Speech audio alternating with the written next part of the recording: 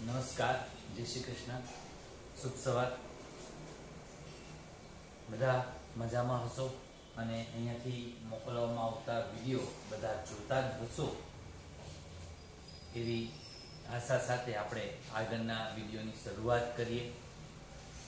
અહીંથી જે કંઈ પણ વિડીયો મોકલવામાં આવે છે એ ન સમજ પડે તો બીજી વાર જોજો, ત્રીજી વાર જોજો. તો પણ ન ખબર પડે તો અમને પૂછજો, બરાબર? એમને બેસી ના રહેશો, બરાબર? કારણ કે બોર્ડની પરીક્ષા માટે આ ઇમ્પોર્ટન્ટ દાખલાઓ અહીંયાથી થાય છે, બરાબર? અને અભ્યાસક્રમ બાદ કરવામાં આવ્યો છે, ઓછો કરવામાં આવ્યો છે, એટલે જે કંઈ પણ તમને અત્યારે આપવામાં આવ્યું છે ભણવામાં, એમાંથી મોટે ભાગનું પરીક્ષામાં આવશે અને આવશે. એટલે બધા જ ટોપિક તમને આવડવા જોઈએ એ ખૂબ જ જરૂરી છે, બરાબર? આપણે છેલ્લે ડિબેન્ચરની થોડીક થિયરી જોઈ હતી અને ત્યારબાદ ડિબેન્ચરના દાખલા જોયા હતા, જેમાં મળવાના સાદા દાખલા જોયા હતા, મળવાના બાકી હપ્તા અંગે જોયા હતા, બરાબર? હવે આપણે પ્રીમિયમથી ડિબેન્ચર બહાર પાડવાના પણ જોયા હતા. હવે ત્યારબાદ આપણે હવે જે દાખલો જોવાના છે એ મહત્વનો છે. એ છે અગાઉથી મળેલ ડિબેન્ચર અંગે છે, બરાબર? પરીક્ષામાં પૂછાવાની શક્યતા એટલી બધી હું નથી કહેતો, પરંતુ શેર મૂડીવાળા ચેપ્ટરમાં આ ટોપિક બાદ કરવામાં આવ્યો છે, અભ્યાસક્રમમાંથી બાદ કરવામાં આવ્યો છે આ વસ્તુ, પરંતુ ડિબેન્ચરમાં બાદ કરવામાં આવ્યો નથી. એટલે આપણે એ અભ્યાસ એનો જરૂરથી કરશું, બરાબર? તો અગાઉથી મળેલ હપ્તા અંગે જે ડિબેન્ચર જેની આમનોંધ છે તે આજે આપણે જોવાના છે. બધી આમનોંધ સેમ જ રહેશે, પરંતુ કેટલીક આમનોંધોમાં નવી વિગત ઉમેરાશે અને આંકડાઓ ઉમેરાશે. તો આપણે એક દાખલો જોઈએ એટલે આપણને એક્ઝેક્ટ ખ્યાલ આવે. ઉદાહરણ નંબર 4 નો દાખલો પહેલા જોઈશું. છેલ્લે આપણે ઉદાહરણ નંબર 3 પણ જોયું હતું અને સ્વાધ્યાયનો પણ એના જેવો દાખલો જોયો હતો. હવે ઉદાહરણ 4 જોઈશું. પંજાબ લિમિટેડ 100 નો એક એવા 11% 25,000 ડિબેન્ચર બહાર પાડ્યા, જેના પર ડિબેન્ચર દીઠ નાણાં નીચે મુજબ ભરવાના હતા. તો 100 નો ડિબેન્ચર 11%ના 25,000 ડિબેન્ચર, 11%ના ડિબેન્ચર 25,000 આ બહાર પાડેલા ડિબેન્ચર કહેવાય, બરાબર? 100 નો ભાવ કેટલો છે? 100 રૂપિયાનો ભાવ, એક ડિબેન્ચરનો ભાવ 100 રૂપિયા. નીચે મુજબ રકમ મંગાવવામાં આવી. અરજી વખતે 30, મંજૂરી વખતે 35 અને પ્રથમ આખરી હપ્તા વખતે 35. તો આપણે લખીએ અરજી વખતે, મંજૂરી વખતે અને પ્રથમ અને આખરી હપ્તા વખતે, બરાબર? તો અરજી વખતે 30, મંજૂરી વખતે 35 અને આખરી હપ્તા વખતે 35, 70 ને 30, 100 રૂપિયાનો ડિબેન્ચર અહીંયા થાય છે. બધા ડિબેન્ચરની અરજી આવી, એટલે કે જે બહાર પાડેલા ડિબેન્ચર છે તે જ મળેલા અરજી, એટલે કે બહાર પાડેલા હતા. આ રીતે તમે લખી પણ શકો. આપણે કેટલાક દાખલામાં લખ્યું છે 25,000. બધા ડિબેન્ચરની અરજી મળી એટલે અરજી મળેલ અરજી પણ 25,000 જ છે, બરાબર?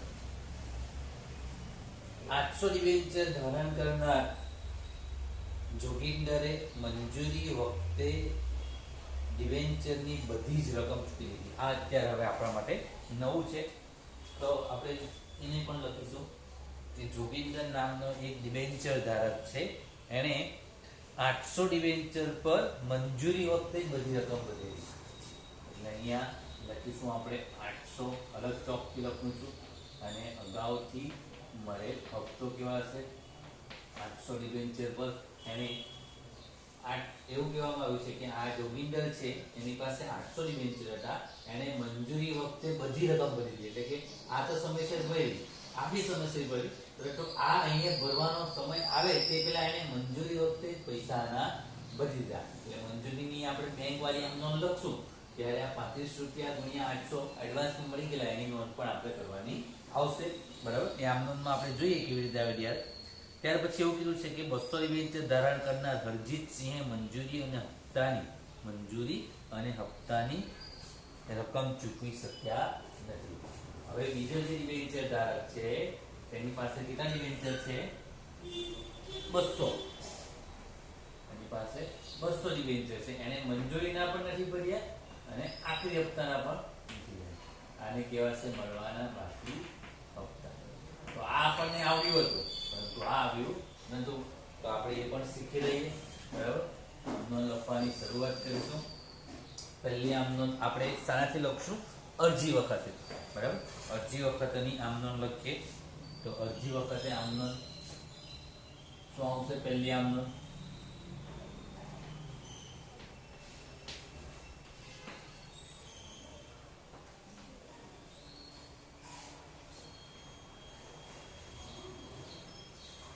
બેંક ખાતે ઉધાર. બેંક ખાતે ઉધાર 25,000 ડિબેન્ચરની અરજી આપણને મળી, ગુણ્યા અરજી વખતે કેટલા રૂપિયા મળ્યા છે? તો અરજી વખતે 30 રૂપિયા મળ્યા છે. બરાબર, તો 25,000 ગુણ્યા 30. હું કેલ્ક્યુલેટર લઈ આવું. બરાબર,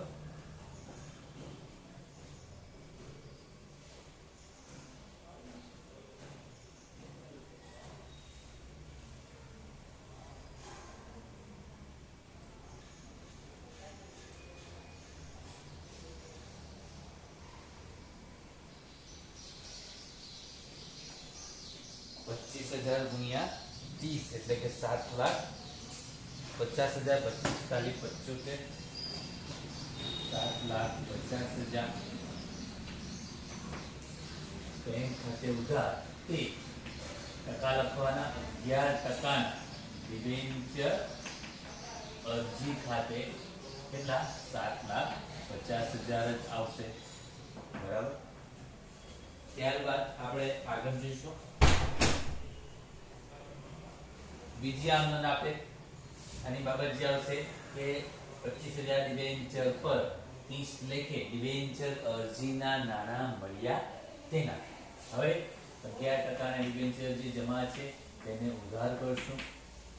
ડિબેન્ચર અરજી ખાતે ઉધાર કેટલા કરશું? તો 25 જે છે તે જ. બરાબર, હવે આમાં કોઈ વધારાની અરજી એવું નથી.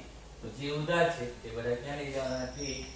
11%ના ડિબેન્ચર ખાતે લઈ જશું. પહેલામાં આપણે શેર મૂડી ખાતે લઈ જતા હતા. તો આ રીતે બીજી આમનોંધ પણ અહીંયા પૂરી થશે. ત્યારબાદ આપણે ત્રીજી આમનોંધ લખશું. ત્રીજી આમનોંધ થશે આપણી અરજીની કાર્ય અહીંયા પૂરું થાય છે. હવે જોઈશું મંજૂરીનું. તો આમનોંધ લખીએ. મંજૂરી વખતે આમનોંધ લખીએ. પહેલી આમનોંધ ત્રીજી આમનોંધ. મંજૂરી વખતે સૌથી વધારે ગણતરી વાળું છે. જોજો, આ મહત્વની આમનોંધ છે. તો મંજૂરી વખતે મળવાનો બાકી હપ્તો પણ છે, અગાઉથી મળેલ હપ્તો પણ છે. હવે ક્યારે આ બંનેની ગણતરી લેવી એ પણ મહત્વનું છે. તો અત્યારે એવું સમજો કે કંપની મંજૂરીના નાણાં શું કરે છે? મંગાવે છે. હવે કંપનીને અત્યારે ખબર છે કે ભાઈ જોગિંદર 800 શેર પર બધા જ પૈસા એડવાન્સમાં ચૂકવી દેવાનું છે, આપણને ચૂકવી નથી ખબર.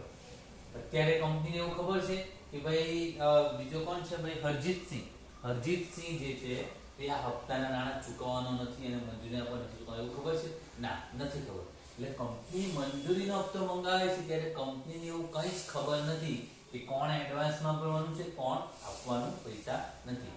બરાબર, એ કંપનીને ખબર નથી. એટલે કંપની એઝ ઇટ ઇઝ જેમ મંગાવવાના છે એમ જ મંગાવશે.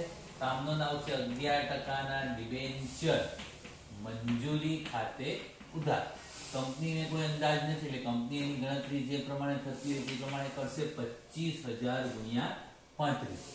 25,000 ગુણ્યા 35 કરશું તો આવશે 8,75,000. કેટલા આવશે? 8,75,000. હવે ડિબેન્ચર મંજૂરી ખાતે ઉધાર તે ક્યાં લઈ જશે? 11%ના ડિબેન્ચર ખાતે. અહીંયા પ્રીમિયમ હોય તો આમનોંધમાં લેવાનું આવશે કે પ્રીમિયમ હોય તો કંપનીને ખબર હોય કે ભાઈ પ્રીમિયમ આપણે લેવાનું છે એટલે અહીંયાથી જામીનગીરી પ્રીમિયમ ખાતે આવી શકે, પણ અહીંયા પ્રીમિયમ એવું કંઈ નથી. બરાબર, એટલે અહીંયા કઈ કંપનીને ખબર નથી. હવે પરિસ્થિતિ બદલાઈ છે. હવે આ નાણાં કંપનીએ મંગાવી તો લીધા, પછી જ્યારે લોકો એના ડિબેન્ચર ધારકો પૈસા ભરે ત્યારે કંપની પાસે પૈસા આવશે કેટલા તો કંપની પાસે પૈસા આવશે કેટલા એની ગણતરી કરીએ તો 25,000 ડિબેન્ચર. ગણતરી જોજો વ્યવસ્થિત ધ્યાનથી. 25,000 ગુણ્યા 35 લેખે કંપનીને 8,75,000 મળવા જોઈએ. એ આપણે અહીંયા ગણતરીમાં લીધા. કેટલા નથી મળતા? કેટલા નથી મળતા? તો મળવાના બાકી વખતો કેટલો છે કે 200 શેર પર, અંદર રકમમાં જોજો, 200 શેર પર હરજીતસિંહ 35 લેખે નાણાં ભરતો નથી. મંજૂરી અને આખરી હપ્તાના, જો આખરી હપ્તા આવ્યો નથી એટલે આપણે આ જ જોઈએ. મંજૂરી પર એને હપ્તાની રકમ ભરતો નથી, તો 200 શેર પર 35 લેખે નથી ભરતો. એટલે કેટલા ઓછા આવશે? તો 200 ગુણ્યા 35 કેટલા ઓછા આવશે? 7,000. 200 ગુણ્યા 35 એટલે કે 7,000 અંદર ઓછા આવવાના. એટલે કે આવશે કેટલા? 8,68,000. કેટલા આવશે? 8,68,000. પરંતુ સાથે સાથે 800 શેર પર આ તો સમયસર ભર્યા, બરાબર. કોણ શું નામ છે? હરજીતસિંહ અને બીજો જોગિંદર. તો જોગિંદરભાઈ આ તો ભર્યા સમયસર, પરંતુ એની સાથે આ ભરતાની સાથે સાથે આ પણ મોકલી આપ્યા. તો એનો મતલબ 800 શેર પર 35 લેખે આપણને વધારાના એડવાન્સમાં મળી ગયા, બરાબર. તો એ અંદર શું કરશું? પ્લસ આ માઈનસ કર્યા. તો 800 શેર ગુણ્યા 35, 800 શેર ગુણ્યા 35, 28,000 આપણને એડવાન્સમાં મળ્યા. એ અંદર શું કરશું? પ્લસ 8,68,000 વત્તા 28,000 એટલે આવશે 8,96,000. હવે આમનો લખતી વખતે બેંકમાં પૈસા આવવાના કેટલા? 8,96,000 આવવાના. તમારા આન્સરમાં જોઈ લો તમે, બરાબર. કેટલા આપ્યા છે? 8,96,000 આપ્યા છે. યસ, તો આપ્યા છે, બરાબર. તો 8,96,000 અંદર આપી દીધા છે. જે હપ્તો મળવાનો બાકી છે 7,000 નો, જે નથી આવ્યા તેને શું કહેવાશે? મળવાના બાકી હપ્તા અથવા તો મળવાના બાકી ડિબેન્ચર ખાતે. હું લખ્યું છે મળવાના બાકી હપ્તા ખાતે, ડિબેન્ચર પર મળવાના બાકી હપ્તા ખાતે ઉધાર 7,000. તે 11% ડિબેન્ચર મંજૂરી ખાતે. ડિબેન્ચર મંજૂરી કેટલાની છે? 8,75,000 ની છે. તો હવે સરવાળો કરશો તો મારો તફાવત અંદર આવશે. કેટલાનો ખબર? 28,000 નો આવશે. ગણતરી કરો તો 28,000 જે વધારાના આવ્યા તે શાના આવ્યા? તો તે ડિબેન્ચર પર અગાઉથી મળેલ હપ્તા ખાતે જમા થશે. તમારી આમનોંધ જોઈ લો, બરાબર. આ રીતની આમનોંધ છે. હજી તમને ઘણા બધા આમાં સમજાયું નહીં હોય તો આપણે ફરીથી એક વખત આને રિપીટ કરીએ, બરાબર. ફરીથી એક વખત જોઈ લઈએ. આમનોંધ પણ કાઢી નાખું છું, બરાબર, સમજ માટે. મહત્વનું છે, શેર મૂડીમાં પણ આ રીતનો દાખલો આવી શકે, પરંતુ અભ્યાસક્રમમાં એને બાદ આપવામાં આવ્યો છે. અભ્યાસક્રમમાં એને શું કરવામાં આવ્યો છે? બાદ આપવામાં આવ્યો છે. એટલે અત્યારે પૂછાય નહીં શેર મૂડી, પણ ડિબેન્ચરમાં પૂછાય તો આવડવો જોઈએ. હવે ફરીથી આપણે આવી જઈએ તે પહેલા આને એક વાત ફરીથી સમજીએ. આપણને રકમમાં એવું કહેવામાં આવ્યું છે કે સેકન્ડ પેરેગ્રાફથી જુઓ, બધા જ ડિબેન્ચર પર અરજીઓની રકમ મળી ગઈ, પરંતુ 800 શેર ધારણ કરનાર નું નામ છે જોગિંદર, રાઈટ.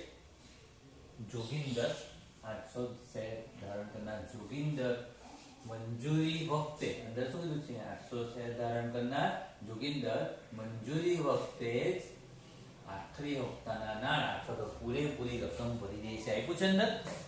મંજૂરી વખતે ડિબેન્ચરની બધી જ રકમ પૂરેપૂરી ભરી દે. એટલે એને આ ભર્યા 30, 800 ગુણ્યા 30 તો ભરેલા જ હશે સમયસર. જ્યારે 800 ગુણ્યા 35 ભરવાના આવ્યા ત્યારે 35 ની જગ્યાએ કેટલા ભરી દીધા?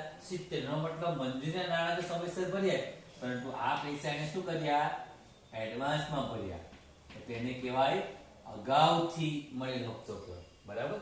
અને ત્યારબાદ એવું કીધું છે બીજું કે 200 શેર ધારણ કરનાર હરજીતસિંહ, 200 શેર ધારણ કરનાર હરજીતસિંહ, એ હરજીતસિંહ ભાઈએ મંજૂરીની રકમ અને આ હપ્તાની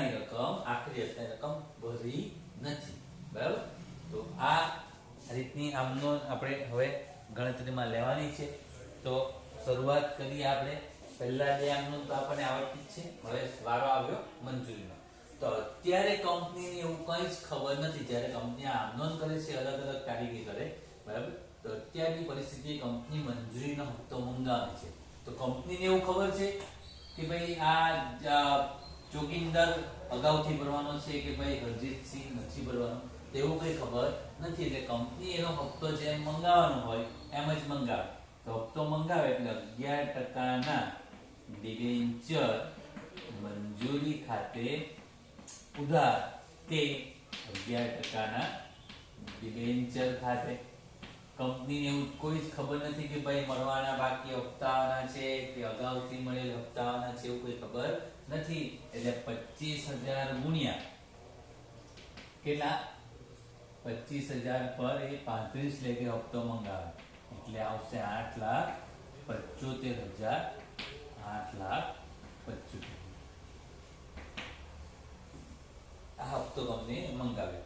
હવે જ્યારે કંપની પાસે પૈસા આવશે બેંકમાં, તો કંપનીને એવો અંદાજ છે કે ભાઈ અમારા 8,75,000 આવી જશે બધા, પરંતુ આવતા નથી.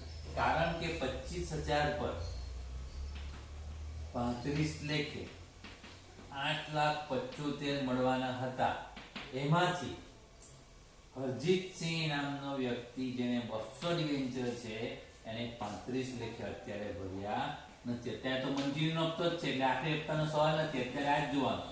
એને 200 ડિબેન્ચર પર 35 લેખે ભરતો નથી. એટલે 35 નું 70, 7,000 રૂપિયા એ ભરતો નથી. એટલે કંપનીએ ગણતરી કરી કે ભાઈ 8,75,000 માંથી 7,000 આવવાના નથી. એટલે કેટલા આવશે?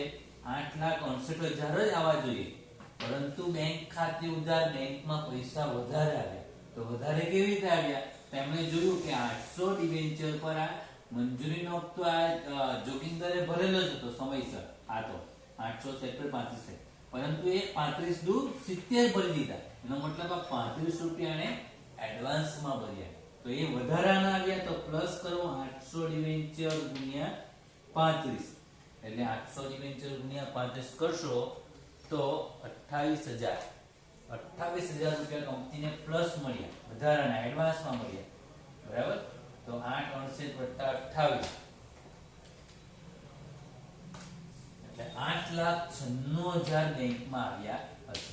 આ હશે અગાઉથી મળેલ હપ્તા, આ મળવાના બાકી હપ્તા. તો બેંક ખાતે ઉધાર 8,96,000, બરાબર. આ વધારાના મળ્યા. હવે આપણે જનરલી મળવાનો બાકી હપ્તો હોય તો આપણે બેંકની સાથે શું કરતા? મળવાના બાકી હપ્તા ખાતે શું કરતા? ઉધાર. તો મળવાનો બાકી હપ્તો કેટલો છે? 7,000. તે મળવાનો બાકી આપણે એને શું કરી દઈશું? ઉધાર કરી દઈશું. એટલે તે 11%ના ડિબેન્ચર, 11%ના ડિબેન્ચર સાથે આ બેનો સરવાળો કેટલા આવશે? 11%ના ડિબેન્ચર આપણા 8,75,000. હવે આ બેનો સરવાળો કરીને એમાંથી આ બાદ કરશો તો તફાવત આવશે 28,000.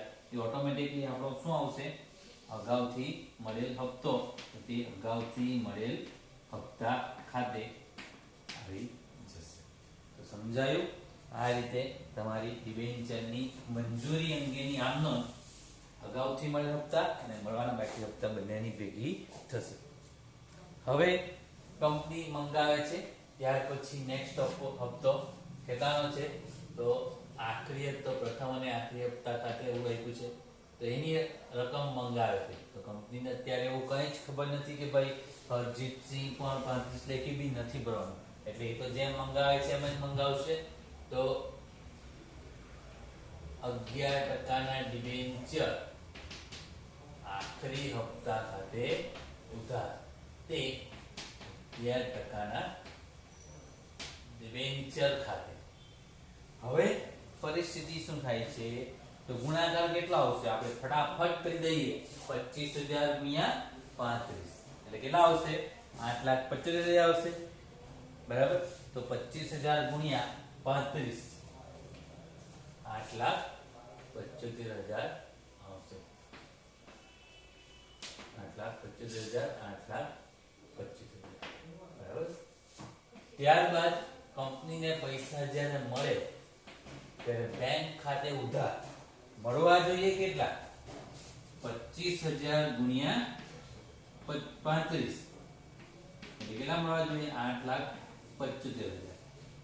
પરંતુ આપણને ખબર છે કે 800 સેલ પર આ 35 છે એને શું કાપી દીધા છે? અગાઉથી હપ્તા આપી દીધા એટલે એટલા ઓછા મળવાના એટલે 28,000 સીધા અંદર બાદ થઈ જશે અગાઉથી મળેલ હપ્તા. કઈ રીતના? તો અરજી જોગિંદરે 800 શેર પર આ 35 એડવાન્સમાં ભરી જાય એટલે હવે પાછા થોડી ભરવાનો છે તો એટલા અંદર ઓછા મળશે તો 875 માંથી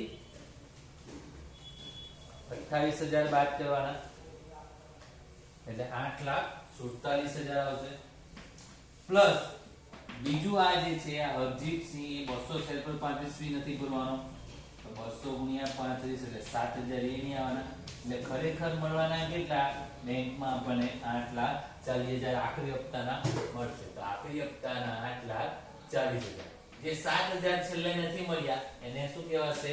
200 ગુણ્યા 35 જે અરજીતસિંહે મળવાનો બાકી હપ્તો કહેવાશે. અને બીજા જે 28,000 જે નહીં મળ્યા તે આપણને અગાઉથી મળેલ હપ્તા જે જમા થયેલું તે અગાઉથી મળેલ હપ્તા શું કરી દેવાના? ઉધાર. એ બધું શું થશે? 8,75,000 અને તમને સરવાળો કરશો તો 8,40,000 વત્તા 7,000 વત્તા 28,000 એટલે થશે 8,75,000 જે આપણો હપ્તો હતો તે 11% ડિબેન્ચર આખરી હપ્તા ખાતે જમા થઈ જશે 8,75,000. તો આ રીતે તમારી આમ નોંધ બધી થાય. બરાબર? તો આ એક અઘરો દાખલો કહી શકાય. સેમડીમાં આવતો અઘરો પડતો બધા વિદ્યાર્થીઓને, તમને પણ થોડો અઘરો લાગશે. બરાબર? પરંતુ આપણે એક સ્વાધ્યાય મહિના જેવો દાખલો છે એ જોઈશું એટલે તમારા માટે થોડીક સરળતા થઈ જશે. તો સ્વાધ્યાયમાં દાખલો છે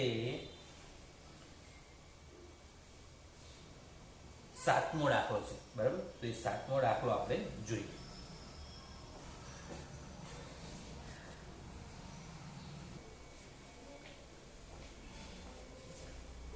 તો આપણે આગળના દાખલા તરફ જઈશું.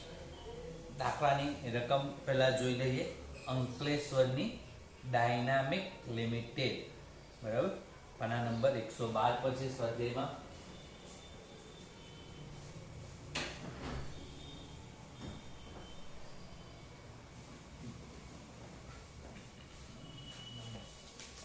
તો રકમ આપણે પહેલા વાંચીશું.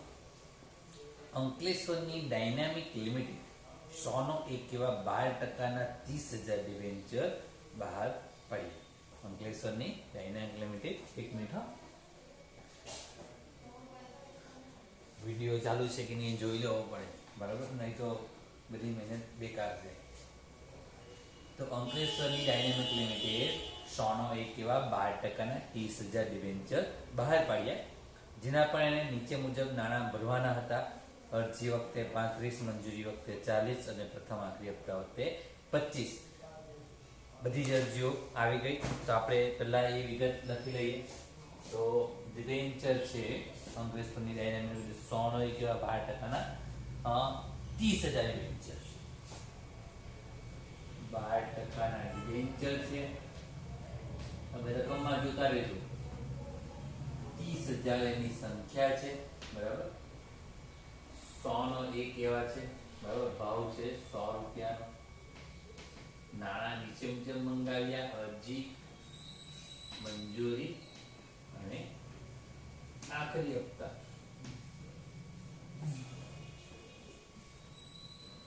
અરજી વખતે 35, 40, 25, 35, 40 ને 25, 30 ને 50 ને 60, 100 થઈ જાય છે. બરાબર? હવે મહત્વનું છે તો બધા ડિબેન્ચરની અરજી મળી એટલે કે બહાર પાડેલા ડિબેન્ચર એ જ આપણી મળેલી અરજી, એ જ આપણા મંજૂર ડિબેન્ચર. બરાબર? એટલે હું એ લખતો નથી. 1,000 ડિબેન્ચર ધારણ કરનાર પલકે મંજૂરી વખતે ડિબેન્ચરની બધી રકમ ભરેલી. તો હવે અહીં એવું કીધું છે કે 1,000 ડિબેન્ચર ધારણ કરનાર પલક એને આ મંજૂરી વખતે તો રકમ ભરી, પરંતુ મંજૂરી વખતે એને એક મિનિટ હા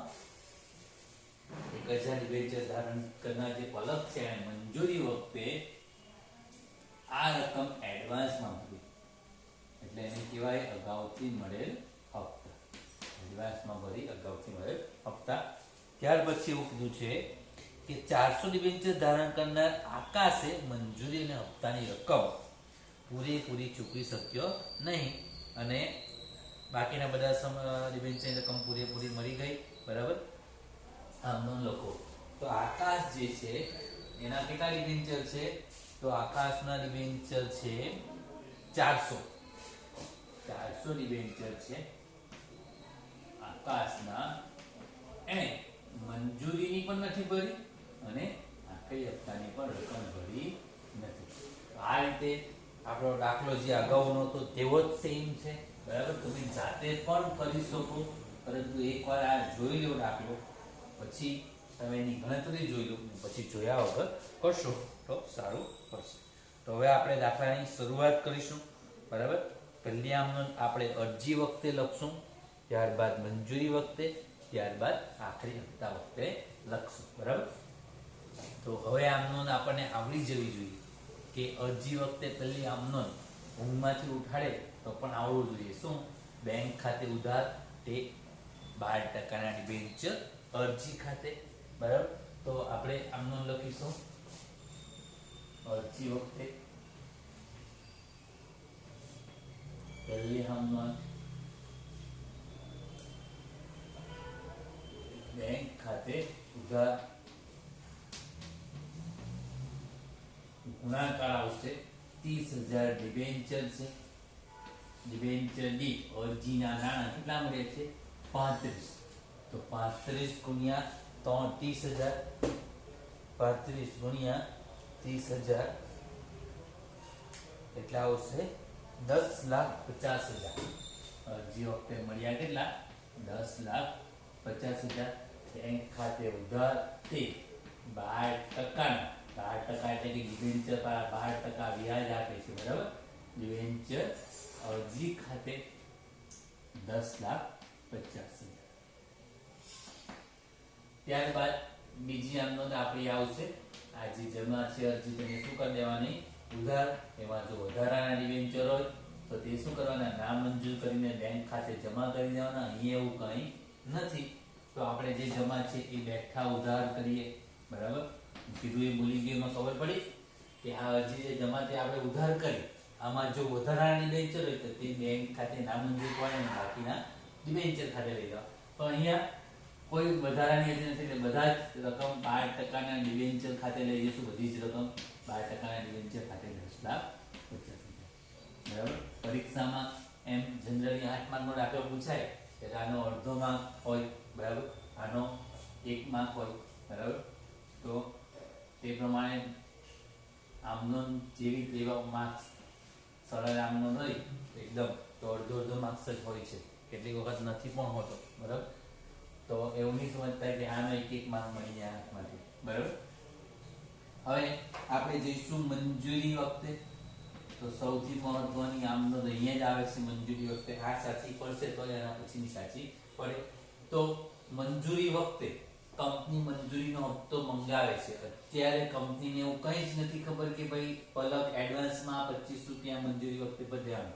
આનું કાર્ય પૂરું થયું. હવે આપણે મંજૂરીને આનું લખીએ છીએ તો બે નામ છે એમાં, એક આકાશના 400, પલકના 1,000. આકાશ આ 40 લેખે નથી ભરતો ને પલક આ 40 તો ભરે પણ સાથે સાથે એડવાન્સમાં 25 રૂપિયા પણ એડવાન્સમાં બંને છે. તો કંપની આ હપ્તો મંગાવે છે 12%ના ડિબેન્ચર મંજૂરીનો. તો કંપનીને એવું કંઈ જ ખબર નથી કે એ લોકો પૈસા ભરવાના જ નથી કે આ એડવાન્સમાં ભરવાનું છે એવું ખબર નથી. એટલે એ જેમ ગણતરી થતી હોય તેમ જ કરશે. તો 30,000 ગુણ્યા મંગાવશે 40, 4 તાલી 12 એટલે 12 લાખ રૂપિયા કંપની મંગાવશે. સાના? મંજૂરીના. 12%ના ડિબેન્ચર મંજૂરી ખાતે ઉધાર કે 12%ના ડિબેન્ચર ખાતે 12 લાખ રૂપિયા જમા થઈ જશે. કંપનીએ આમ નોંધ તો કરી દીધી. હવે જ્યારે પૈસા મળશે ત્યારે બેંક ખાતે ઉધાર કંપનીને એવું હશે કે ભાઈ 12 લાખ મંગાવ્યા એટલે 12 લાખ ઉધાર થશે, પરંતુ થતું એવું નથી. 12 લાખની જગ્યાએ કેટલા આવશે તે આપણે ગણતરી કરશું. તો કંપનીને એવો અંદાજ છે કે 30,000 ગુણ્યા 40 એટલે કે 12 લાખ મળવા જોઈએ. પરંતુ હવે ખબર પડે છે કે 400 શેર પર આકાશ 40 રૂપિયા ભરતો નથી. આ ભરતો નથી, અત્યારે આપણે મંજૂરી ને દઈએ, આખરી હપ્તામાં જેમાં લઈએ તો 400 શેર પર 40 નથી ભરતો, તો એટલા ન ભરે એટલા નથી બાદ કરવાના. 400 ગુણ્યા 40, 4 ચોક 16000, 16000 બાદ થશે ને. 400 ગુણ્યા 40, 16000 બાદ થશે. એટલા ઓછા મળશે તો 16000, 12 લાખ માંથી 16000 બાદ કરશું આપણે, એટલે આવશે 11,84,000 મળવા જોઈએ. પરંતુ કંપનીને પૈસા વધારે મળ્યા. તો વધારે કેવી રીતે મળ્યા? તો પલકે 1000 શેર પર આ તો સમયસર મળ્યા, પરંતુ 1000 શેર પર 25 એડવાન્સમાં મળ્યા. ની અંદર પ્લસ થઈ જશે. 1000 ગુણ્યા 25 એટલે કે 25000 એડવાન્સમાં મળી ગયા. એટલે 11,84,000 માં બીજા 25000 વધારાના મળ્યા, એટલે આવશે 12,09,000. કેટલા આવશે? 12,09,000. બેંક ખાતું ઉધાર 12,09,000 મળ્યા, બરાબર. જે 400 શેર પર 40 નથી મળ્યા એને કહેવાય મળવાના બાકી હપ્તા ખાતે ઉધાર.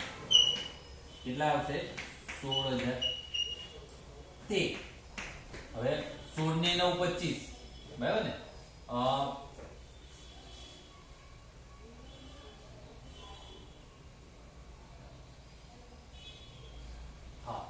16 ને 9 25 એટલે 12 લાખ ને 4 ને 5 9 25 તે 12% ડિબેન્ચર, 12% ડિબેન્ચર મંજૂરી ખાતે. કેટલા આવશે? તો કેટલા આવવા જોઈએ? માત્ર 12 લાખ જ આવવા જોઈએ. અને તે વધારાના મળ્યા છે. તો હવે 16 ને 9 25 પણ એ 12,25,000 થયા. અહીંયા કેટલા થયા? 12 લાખ. તો જે 25,000 એડવાન્સ વધારાના આવ્યા તેને અગાઉથી મળેલ હપ્તા તરીકે ઓળખી શકાશે. 25,000 અહીંયા આવશે, બરાબર. થોડી ઘણી બોલવામાં કન્ફ્યુઝન થઈ ગઈ તો આપણે ફરીથી આ ગણતરી એકવાર જોઈ લઈએ, આમનો જોઈ લઈએ એટલે ખ્યાલ આવે.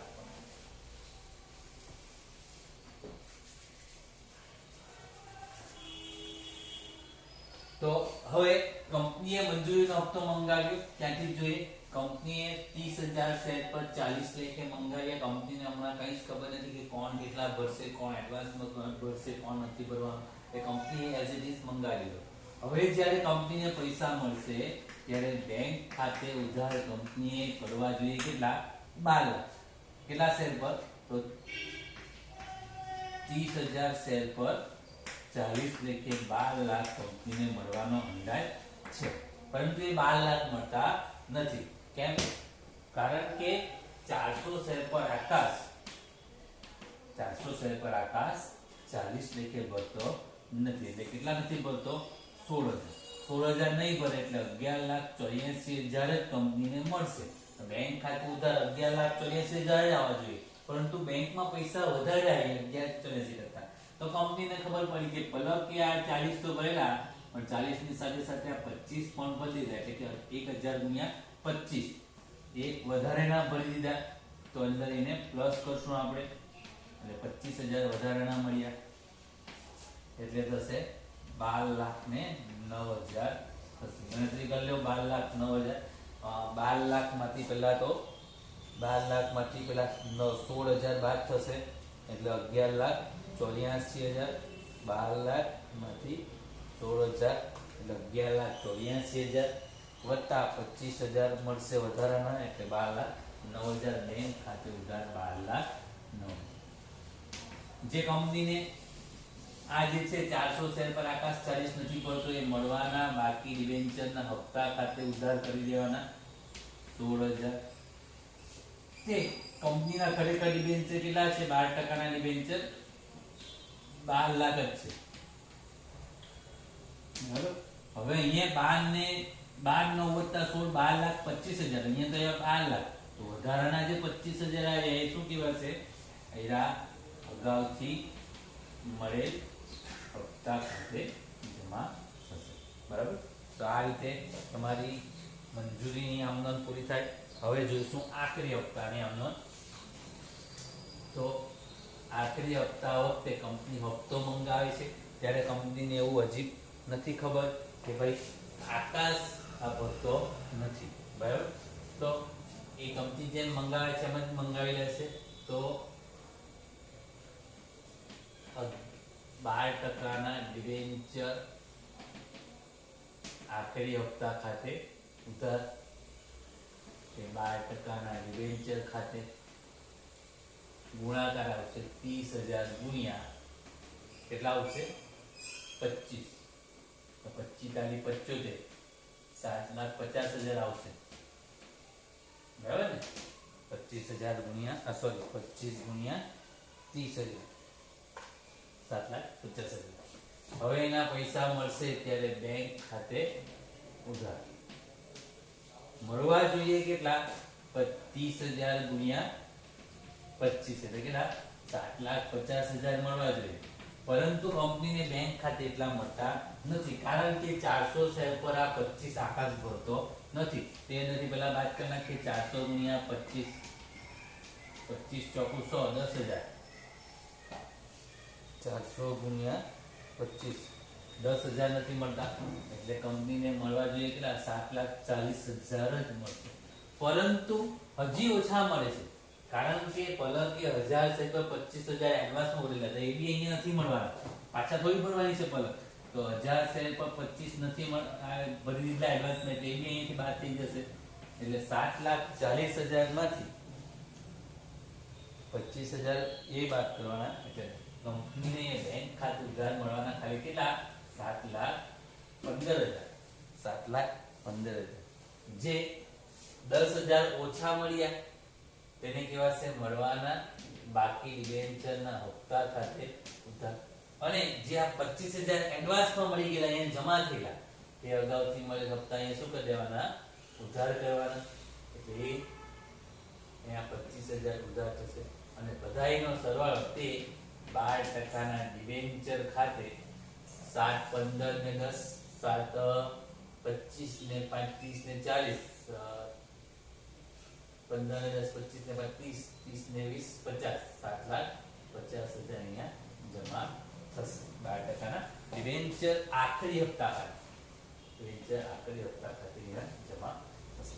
તો આ રીતે તમારે ડિબેન્ચરની જે મોટા દાખલાઓ છે એ અહીંયા પૂરા થાય છે. હવે આપણે આગળ એના ટૂંકા દાખલાઓ જે પરીક્ષામાં પૂછાવાની પૂરેપૂરી શક્યતા છે. અત્યાર સુધી ડિબેન્ચરમાં જે બધા દાખલા જોઈએ મોટા દાખલા છે એ પરીક્ષામાં પૂછવાની શક્યતા ઓછી છે, કારણ કે આપણને ડિબેન્ચરનું ગુણભાર છે જે પરીક્ષામાં એ ઓછો છે, બરાબર. એટલે એમાં નાના નાના દાખલા આપણને 4 માર્ક્સના 3 માર્ક્સના એવા પૂછાય. તે હવે પછી આપણે મહત્વના દાખલા જોવાના છે, ડિબેન્ચર પરત કરવાના, અને 2 કે 3 જ રીત આવશે અને સીધી સિમ્પલ આમનું તમારે યાદ રાખવાની રહેશે. તો એ તમે આરામથી એમાં બેઠા માર્ક્સ મેળવી શકશો. તો હવે પછીના જે વિડીયો છે એમાં જે મહત્વના દાખલા છે આપણે જોઈશું. આજના વિડીયો માટે બસ આટલું છે.